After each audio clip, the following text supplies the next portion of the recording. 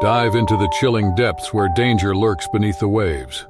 Today, we explore terrifying tales of shark encounters that showcase the ocean's unpredictable power. These real survival stories reveal nature at its most formidable. Brace yourself for a thrilling ride that might make you think twice about swimming. The horizon stretched vast and infinite as Jacob Bennett gazed out from the bow of the SS Odyssey, the sun's last rays shimmering on the water's surface. North Shore, Oahu, with its infamous reputation for breathtaking beauty and lurking danger, had become a significant chapter in his life, one written in pain and loss. Here, where the sky kissed the ocean, Jacob had lost more than friends. He'd lost parts of himself to the depths, parts swallowed by the dark shadows beneath the waves. Years had passed since that fateful day when the sea turned from friend to foe, claiming the lives of his crew in a brutal shark attack while sparing him. The guilt of surviving when others did not haunt him daily was an ever-present specter in his solitary life as a seasoned sailor. Yet here he was, back at the very place that had sculpted his destiny, not to relive his nightmares but to confront them head-on. Joining him on this journey was a new crew, an eclectic mix of individuals drawn to the sea for different reasons. Among them were Alice Martinez, a marine biologist determined to study shark behaviors in their natural habitat, and Mike Reynolds, a daring filmmaker eager to capture the raw and untamed essence of one of the world's most dangerous waters. Together with a few other seasoned sailors and enthusiastic researchers, they aimed to create a documentary that would demystify the predators of the deep and perhaps close a painful chapter in Jacob's book of life. The SS Odyssey was a sturdy vessel equipped with the latest technology in marine exploration and safety. Cameras and sensors lined every part of the ship, ready to document and react to any sign of shark activity. As they ventured deeper into the heart of the shark territory, the crew's excitement was palpable, mixed with an undercurrent of tension. Jacob watched the operations with a practiced eye as both guide and guardian. His experiences had taught him the subtle language of the sea, how the color of the water could change with the presence of predators, how the silence of the waves could herald impending danger. He was their sentinel, their bridge over turbulent waters. On the third day, as the sun climbed high into the sky, the Odyssey encountered its first significant test. A group of sharks, attracted by the experimental bait the crew had deployed, began to display unusually aggressive behaviors. Jacob's heart raced as he recognized the signs of a potential feeding frenzy. It was a dangerous situation that could spiral out of control if not handled precisely and calmly. Under Jacob's command, the crew worked swiftly. Alice monitored the sharks' movements from her station, providing Jacob real-time updates. At the same time, Mike captured every tense moment behind his camera, his lens never wavering from the action. Sensing the disturbance, the sharks increased their activity, circling closer to the Odyssey. Jacob's instincts kicked in, and he ordered the deployment of a new, non-lethal deterrent, a specialized acoustic device designed to disorient the sharks without causing them harm. The effect was instantaneous. The sharks, momentarily confused, ceased their advance, giving the crew a brief respite. As the sea calmed, Jacob knew this was only the beginning. The actual test of their resolve and his leadership was yet to come. The atmosphere aboard the SS Odyssey remained charged with nervous energy, the unpredictable sea reaffirming its dangers. Jacob stood resolute at the helm, adrenaline and deep-seated fear stirring within him. There was no time for reflection. They were in the heart of shark territory, and survival was all that mattered. As night fell, the crew hoped for a quiet evening. The Odyssey's lights cast a peaceful glow over the water. Alice and Mike reviewed the day's footage of the majestic yet terrifying sharks, knowing their work could change perceptions. However, the tranquility was short-lived. An alarm pierced the night. The sharks were back, more aggressive. Jacob urgently ordered the crew to shut off all lights and halt movements. The Odyssey became a silent, dark ghost ship in the vast ocean. The change in tactics initially worked. The sharks, confused by the sudden darkness and silence, slowed their approach. However, a massive, great white shark emerged, circling the Odyssey with cold, primal intelligence. Jacob decided to risk using a deep-sea flare designed to mimic prey and draw the sharks away. The flare ignited a bright glow, mesmerizing the sharks, who followed it into the depths. The crew sighed in relief as the predators disappeared, tension easing from their shoulders. In the quiet that followed, Jacob stood alone on the deck, looking out over the water.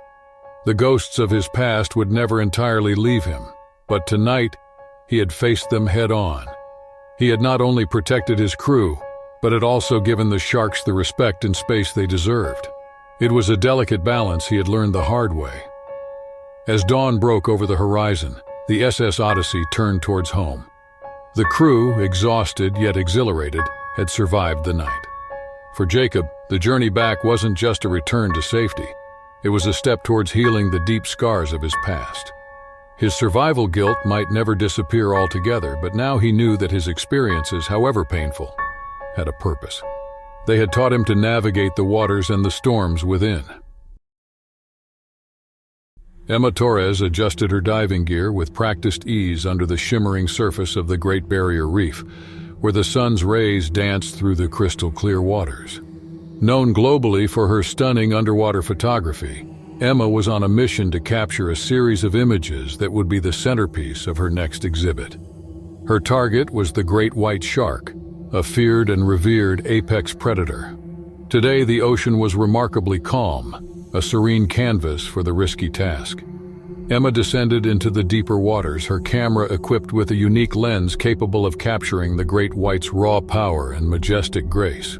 She had studied these waters, charted their currents, and memorized the haunts of these solitary hunters. Her respect for these creatures was profound, yet so was her determination to share their beauty with the world. As she swam deeper into the ocean, the vibrant coral and bustling life of the reef gave way to the blue vastness of the open ocean. Here the rules were different. Here the great whites reigned.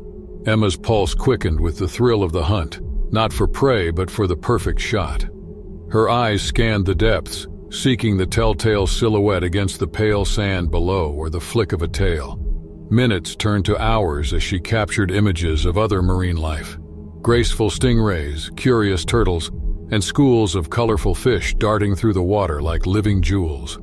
Yet the star of her exhibit remained elusive. Suddenly a shadow loomed large in the periphery of her vision. Turning slowly, Emma caught her first glimpse of the great white. It was a magnificent specimen, easily over 20 feet long, its girth speaking of years of dominance. Her heart raced as she raised her camera. The shark's eyes, a chilling, soulless black, watching her as she watched it. She snapped several photos as it circled, each frame better than the last.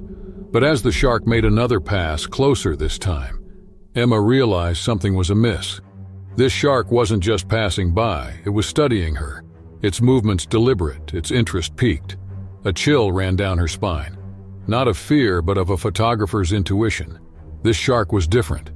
It was unusually aggressive, perhaps due to the solitude of its dominion or scars that spoke of battles fought and won.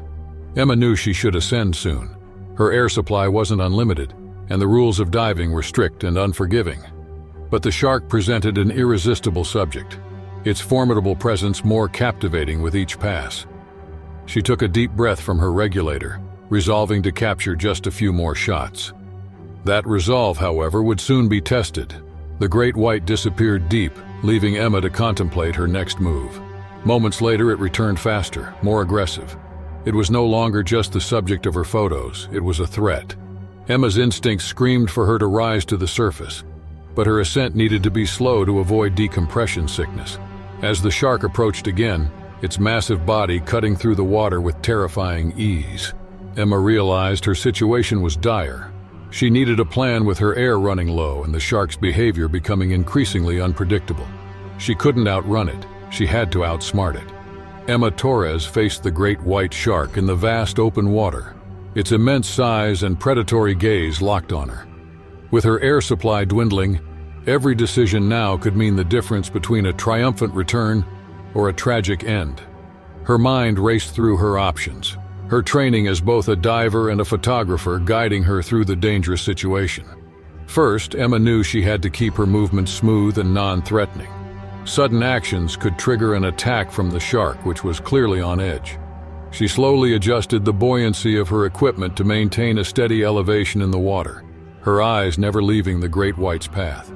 As the shark circled closer, Emma implemented a technique she had only read about in emergency procedures. She positioned her camera between herself and the shark. The camera, bulky with its underwater housing, might not stop a determined attack.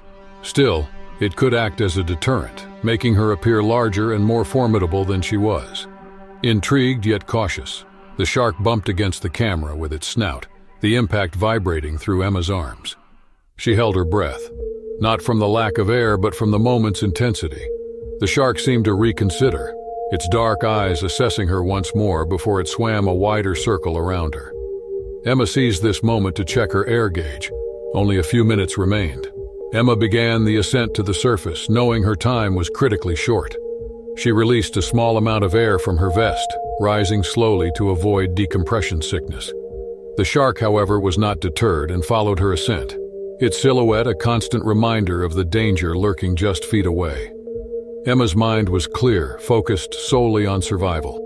She recalled advice from an old diver's tale. Shiny objects could distract curious sharks. Without hesitation, she detached a spare flash unit from her camera rig and set it to emit rapid bursts of light. As it sank slowly, the flashes illuminated the water, capturing the shark's attention and providing a crucial distraction. The shark's attention shifted to the flashing light, its instincts drawn to the flickering descent into the deep. Emma used this distraction to increase her ascent rate slightly, still cautious but desperate to reach the surface.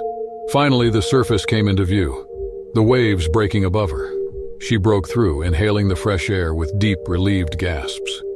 The boat was nearby, and her crew, aware of her prolonged dive, was already preparing to retrieve her. Once aboard, Emma's relief was palpable. Her limbs trembled from the cold water and the adrenaline that had sustained her in the depths. The crew's concern was evident, and their questions poured out as they helped her out of her gear. Emma reassured them with a tired smile, her mind replaying the encounter below. Emma reviewed the images on her camera as they headed back to shore. Each photo captured the raw, terrifying beauty of the great white, a testament to the fine line between art and danger. These images were more than just potential exhibits.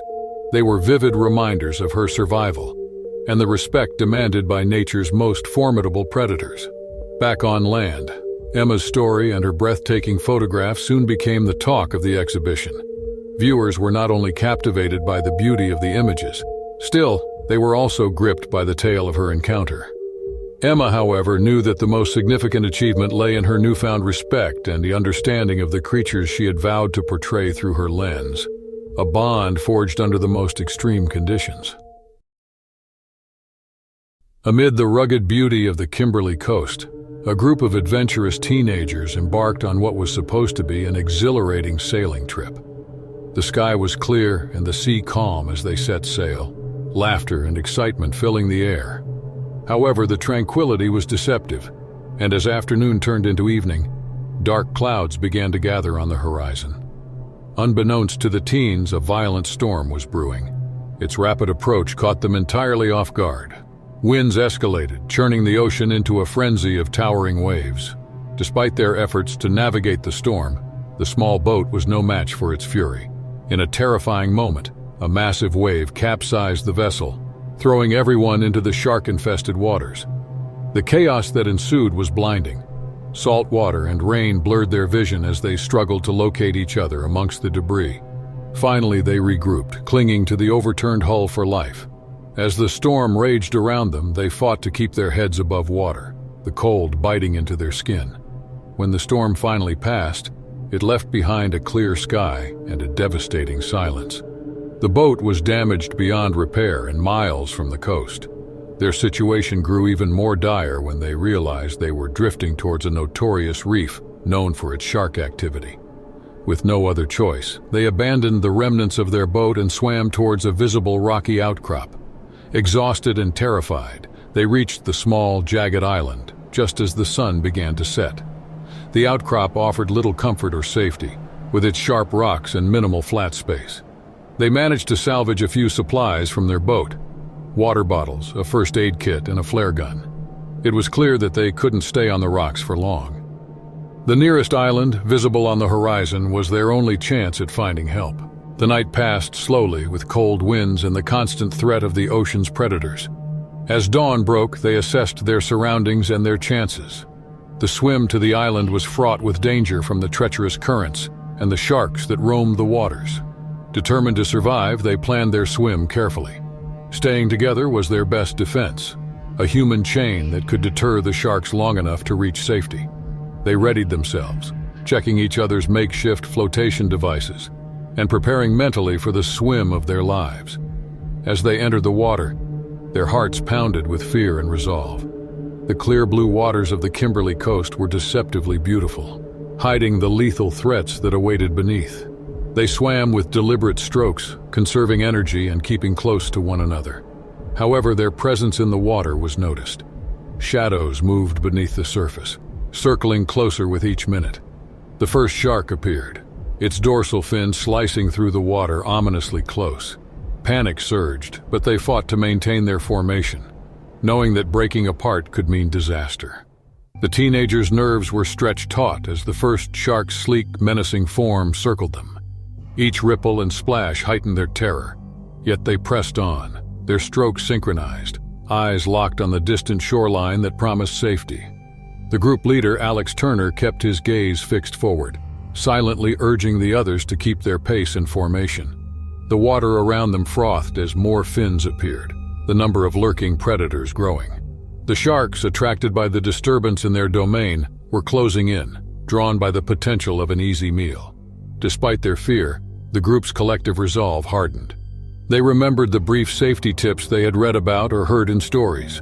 No sudden movements, stay as calm as possible, and keep together. These snippets of advice were now the thin threads holding their panic at bay.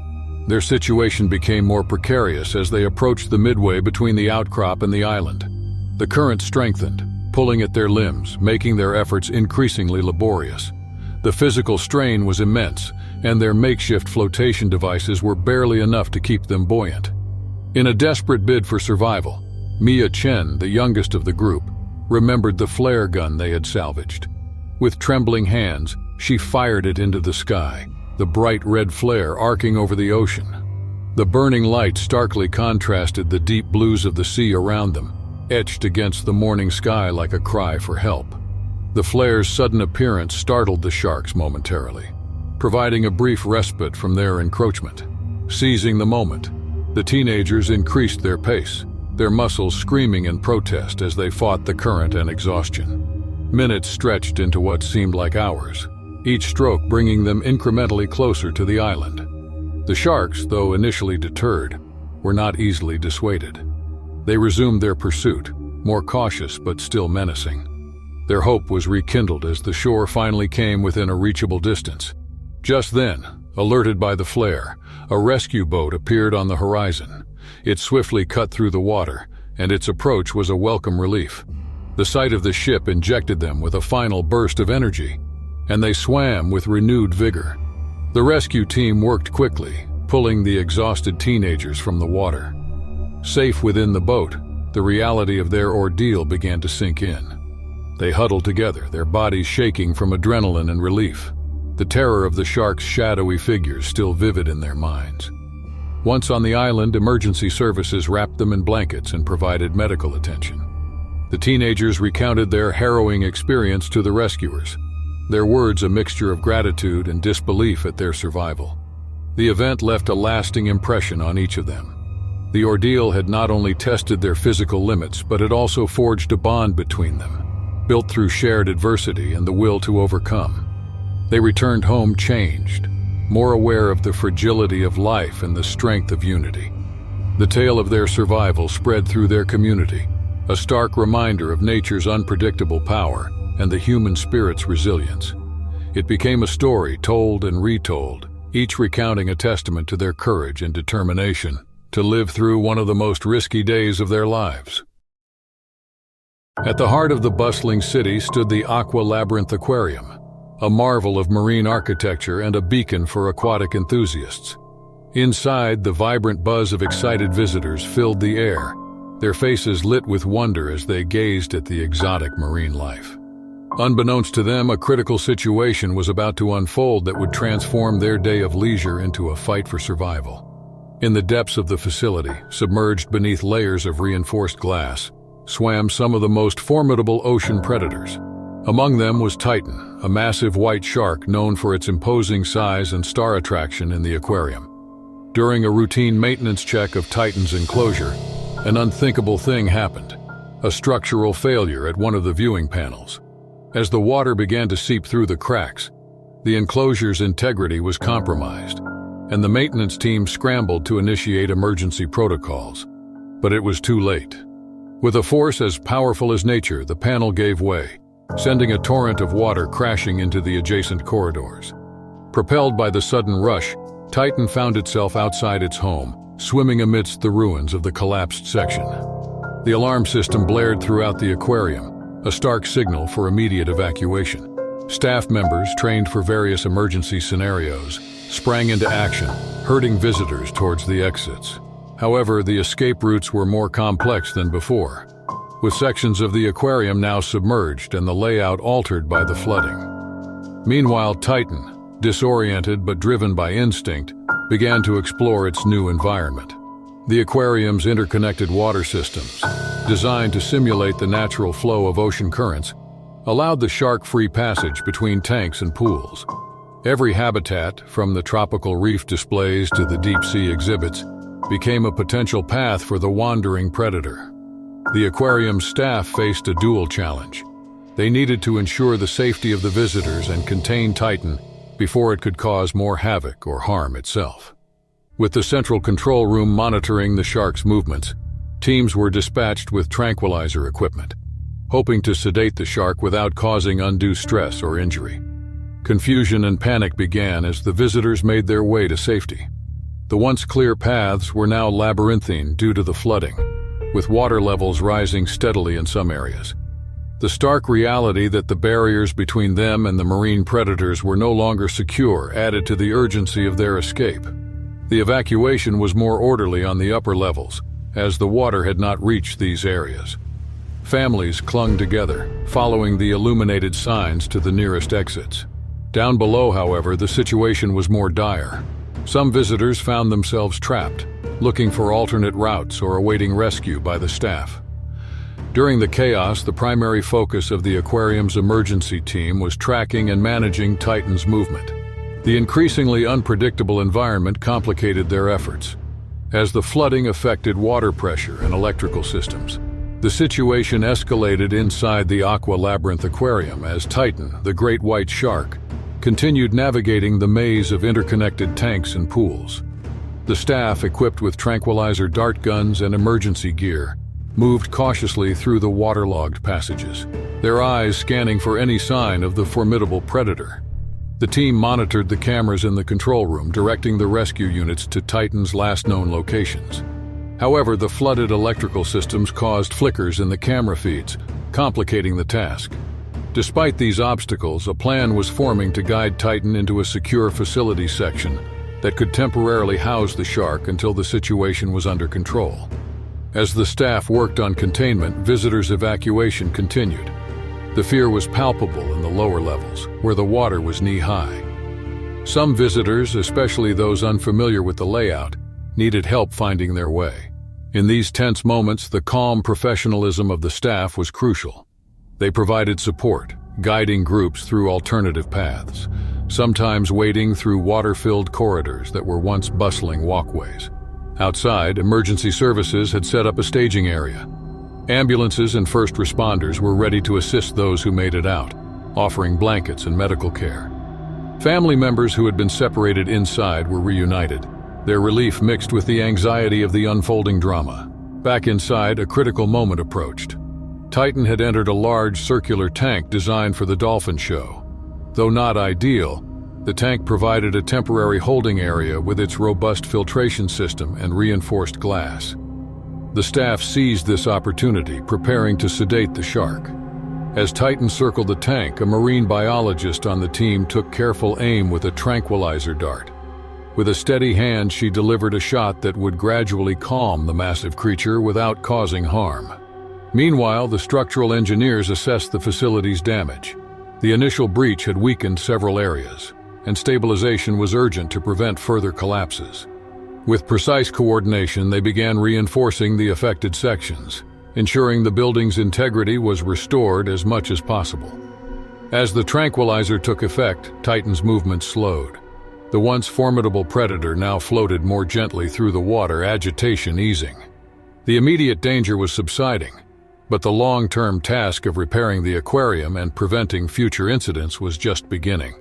In the aftermath of the crisis, the aquarium's management faced tough questions about the structural failure that had allowed Titan to escape. Investigations were launched to determine the cause of the breach and assess overall safety standards. The incident sparked a broader discussion about the ethics of keeping large predatory animals in captivity and the measures necessary to ensure their well-being and public safety. The community rallied around the aquarium staff, praising their bravery and quick actions to prevent injuries or loss of life. While traumatic, the event significantly changed aquarium safety protocols. It also highlighted the delicate balance between showcasing nature's marvels and maintaining responsible stewardship over the creatures in human care. As the Aqua Labyrinth Aquarium slowly recovered and reopened its doors, the story of Titan's escape served as a sobering reminder of the unpredictable nature of artificial structures and the wild instincts of the natural world. Titan himself, now more of a legend than ever, continued to draw crowds, and his story is a testament to the resilience of life in all its forms. In the stunning waters of Raja Ampat, Indonesia, known for its unparalleled marine biodiversity, a team of marine scientists conducted a routine study of the vibrant coral reefs. These reefs, a kaleidoscope of colors teeming with life, were a natural wonder and a crucial barometer of the ocean's health. Based on a floating research station, the team had been monitoring the reef's ecosystem for months, cataloging species, measuring coral growth, and analyzing water quality. Their work, critical for global environmental efforts, was usually systematic and predictable. However, recent observations had taken a perplexing turn. The local shark population displayed uncharacteristically aggressive and territorial behaviors. This unusual activity began subtly.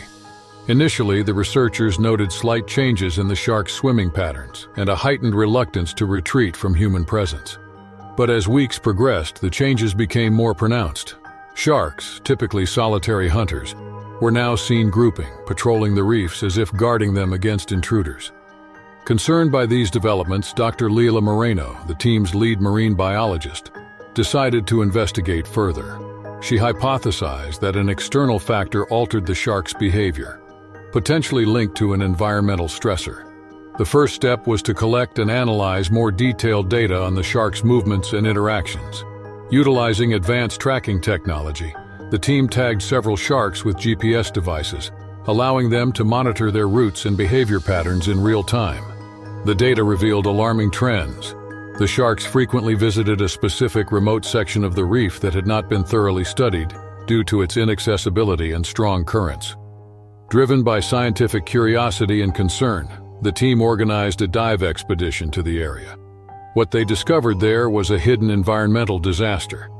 A small, previously undetected opening in the seafloor leaked toxins, byproducts of illegal dumping activities.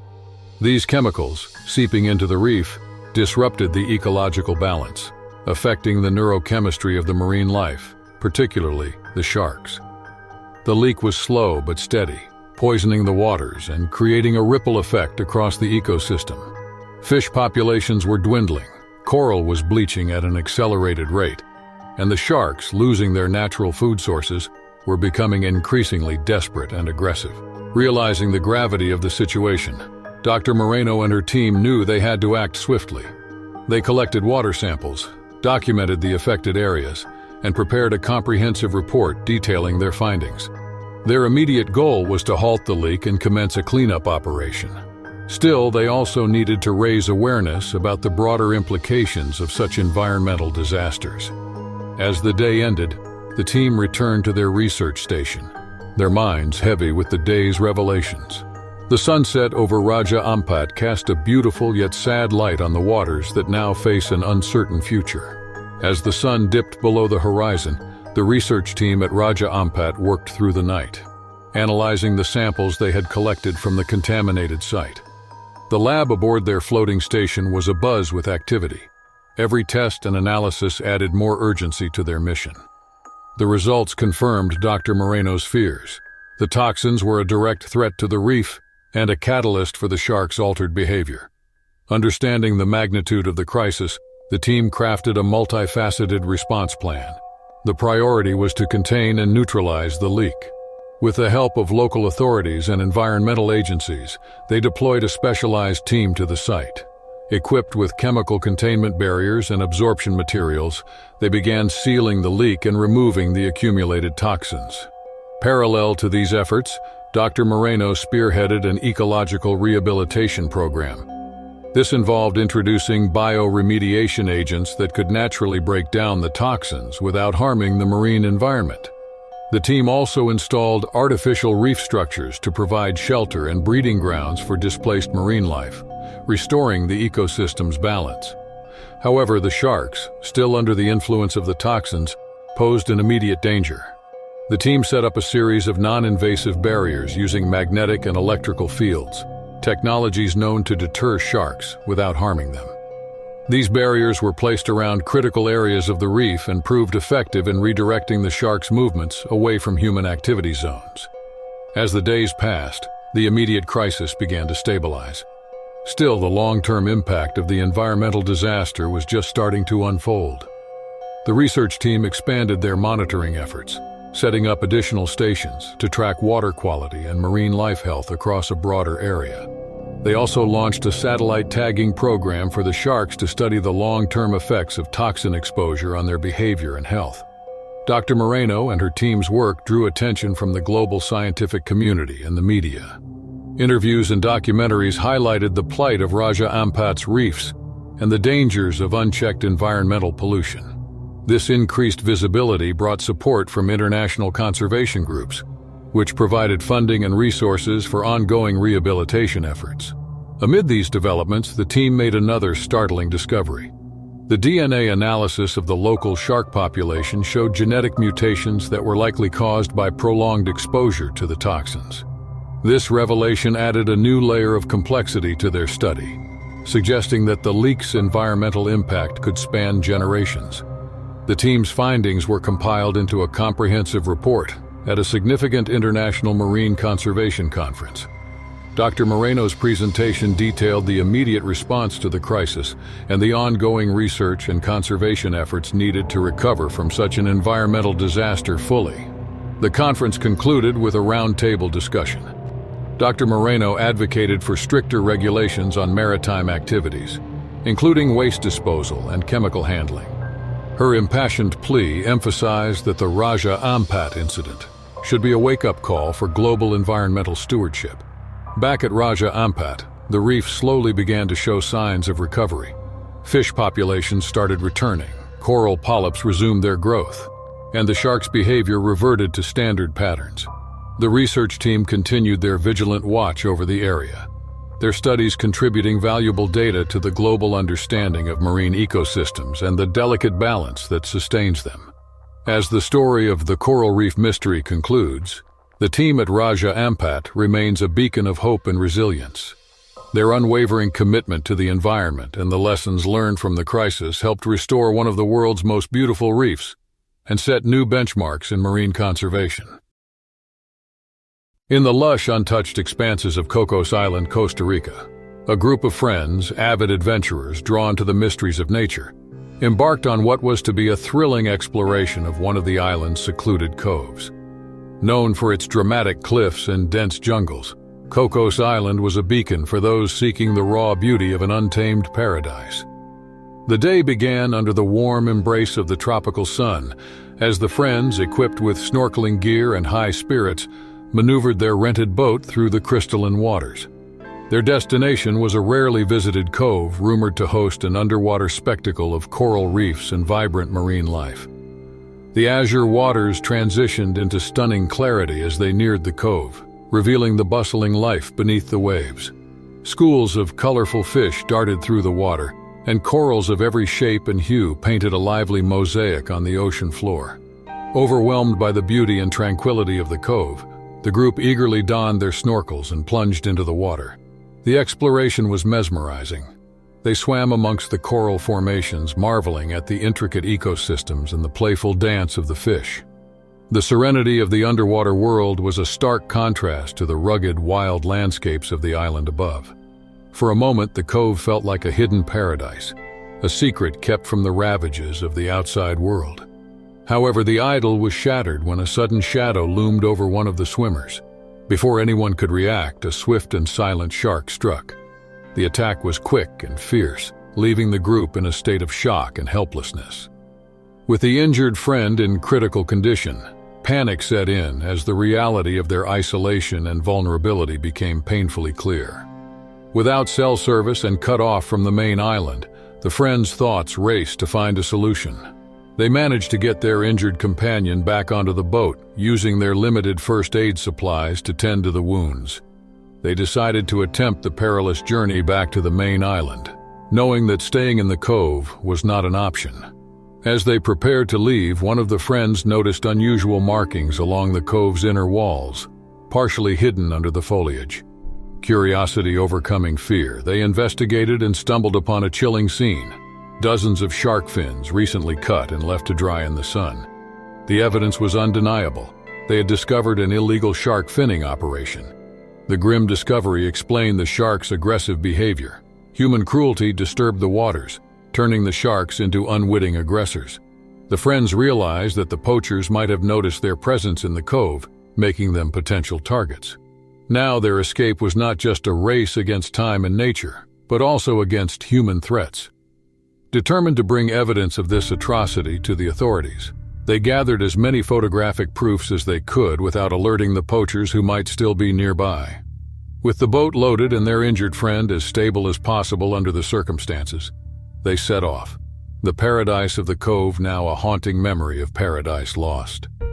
The once inviting waters took on a menacing hue as they navigated away from the cove. The group was silent, each lost in their thoughts, their hearts heavy with the weight of their immediate plight and the burden of the dark secret they now carried. As the boat sliced through the choppy waters, the friends clung to each other and their resolve. The open sea around Cocos Island was beautiful but unforgiving, the horizon stretching endlessly, a mirror reflecting their desperation. The engine hummed a steady but anxious rhythm, echoing their accelerated pulses as they navigated back to the main island. With each passing minute, the urgency to reach safety intensified. The injured friend's condition was stable but precarious, the makeshift bandages soaked with seawater and stained with blood. The severity of the situation weighed heavily on the group, their minds racing with scenarios of what could go wrong. Meanwhile, the evidence of the shark finning operation lay hidden in their waterproof bags, a silent testament to the brutality they had witnessed. The photographs captured not only the severed fins but also the makeshift camp and tools, implicating the poachers in clear, undeniable images. These images burned in their minds, starkly contrasting the natural beauty that initially drew them to the cove. As they continued their journey, the waters around them seemed to teem with unseen threats. Shadows beneath the waves teased their fears. Each ripple reminded them of the shark attack and the ever-present danger lurking below. The tension was palpable. The ocean's vastness now a hostile void, each wave a hurdle to their survival. Suddenly the boat shuddered, a brief but ominous interruption in their travel. The engine coughed, faltered, and then resumed its steady hum. The brief scare was a harsh reminder of their vulnerability and the frailty of their only lifeline back to civilization. After what seemed like hours, the silhouette of the main island began to materialize in the distance. Relief washed over the group, but it was tempered by the knowledge that their ordeal was far from over. They knew the journey back was only the first step. Exposing the illegal activities and ensuring the safety of future visitors and marine life depended on their subsequent actions. As they approached the docks, the reality of the situation set in. They would have to explain the attack, justify their presence in a restricted island area, and convince the authorities to act on their evidence. The task seemed daunting, but the resolve in their hearts strengthened their purpose. Upon landing, emergency medical teams quickly approached their injured friend, whisking him away to the nearest medical facility. The remaining friends gathered their strength and evidence, preparing to meet with local law enforcement. The reception at the police station was initially skeptical. The idea of tourists uncovering a significant criminal operation was challenging for the local officers to accept. However, as the photographs and the detailed account of their discovery were presented, the skepticism turned to concern. The evidence was irrefutable, and the implications were clear. The officers, now alert to the severity of the crime, promised swift action. The following days, the local authorities and environmental protection agencies raided the secluded cove. The operation led to the arrest of several individuals involved in the finning operation and the seizure of extensive poaching equipment. Media coverage of the raid brought the issue of shark finning into the national spotlight, sparking debates and discussions about marine conservation and the enforcement of wildlife protection laws.